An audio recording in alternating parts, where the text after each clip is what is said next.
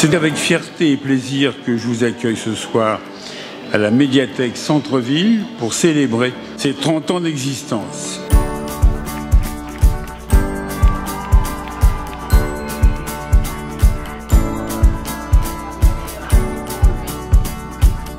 L'histoire de la médiathèque Centre-Ville commence en 1924 avec la création du premier poste de bibliothécaire municipal à l'hôtel de ville. Puis elle s'installera au pavillon Conti dans les années 50 et en 1979 dans les locaux de l'actuelle ludothèque rue de la Bédérie.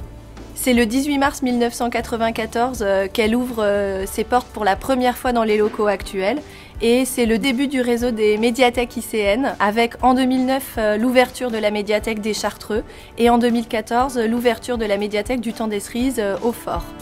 Le projet de l'équipe municipale, c'était de permettre à chaque lycéen d'avoir une médiathèque à 20 minutes de chez lui maximum. J'aime bien la médiathèque parce qu'il y a beaucoup de passion dans les livres. C'est assez pratique parce qu'il n'y a pas besoin d'attendre, il y a des bornes, donc c'est rapide quand on a envie d'emprunter ou de rendre un livre quand on est pressé. Et en plus, ils font des ateliers pour les enfants et on adore ça. J'aime bien la médiathèque parce qu'il y a les livres. Il y a des films de Harry Potter et aussi d'animal. Parfois, je viens faire mes devoirs, je m'installe. Je viens ici pour travailler. C'est assez silencieux, donc c'est assez pratique quand on veut essayer de se concentrer. La médiathèque Centre-Ville, c'est l'établissement municipal le plus fréquenté. C'est à peu près 300 000 à 350 000 visiteurs par an. Dès l'ouverture de la médiathèque Centre-Ville, le dimanche était un jour d'ouverture comme les autres. C'est une journée plébiscitée par les lycéens et c'est une originalité aujourd'hui de la ville d'Issy-les-Moulineaux que de proposer une journée d'ouverture dominicale dans l'ensemble de ces médiathèques. On vient à peu près tous les 15 jours à la médiathèque. 1 ou 2 fois par semaine. 4 fois par semaine. Toutes les 2-3 semaines. Je viens assez souvent, presque tous les jours.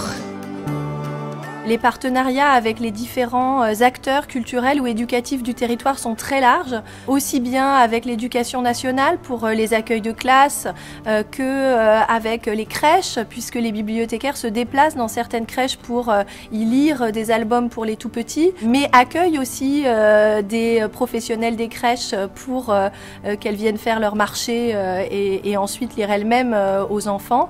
Les partenariats avec le Clavim sont aussi nombreux. Les centres de loisirs se déplacent et aujourd'hui les bibliothécaires vont même lire au libre service social.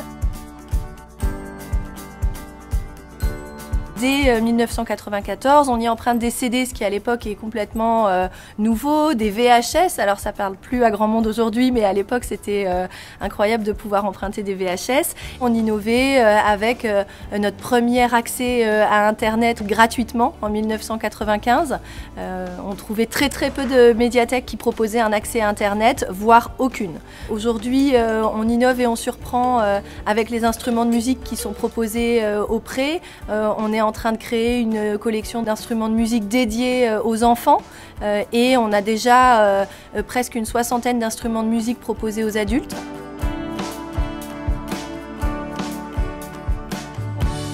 Avec un fonds de presque 30 000 documents, ce sont les médiathèques et notamment la médiathèque Centre-Ville qui pilotent, constituent, animent, organisent les bibliothèques implantées dans chacune des écoles de la ville. Ce sont également elles qui proposent à chaque élève de la ville des actions d'éducation artistique et culturelle qui vont mêler aussi bien la danse, le conte, la poésie, la sensibilisation à la musique, l'éducation à la musique classique. À la médiathèque Centre-Ville également, chaque lycéen peut se former à la pratique des langues étrangères, soit de façon autonome grâce aux collections présentes dans une centaine de langues et aux méthodes de langue empruntables, soit de manière encadrée par des professeurs professionnels. Les médiathèques proposent également un grand nombre d'actions culturelles pour tous les publics qui vont aussi bien du concert à la conférence qu'à la lecture d'histoire pour les petits ou pour les grands. C'est ce que nous faisons grâce à notre collection de livres d'artistes qui aujourd'hui est riche de 2000 titres et qui sont présentés très régulièrement au public. C'est également ce que nous faisons avec les expositions qui sont visibles dans les 3 médiathèques très régulièrement autour du travail d'illustrateurs, de photographes, de plasticiens. C'est aussi l'encouragement de la pratique artistique pour les amateurs comme pour les professionnels avec les rencontres des auteurs lycéens. C'est ici que j'ai écrit mon premier roman.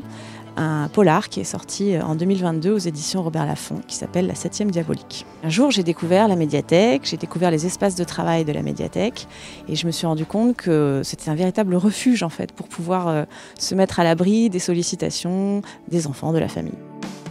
On a également les ateliers créatifs, les ateliers d'éducation artistique et culturelle, les ateliers d'écriture qui, là aussi, pour les adultes comme pour les enfants, permettent à chacun de s'essayer à cet art difficile mais passionnant de l'écriture.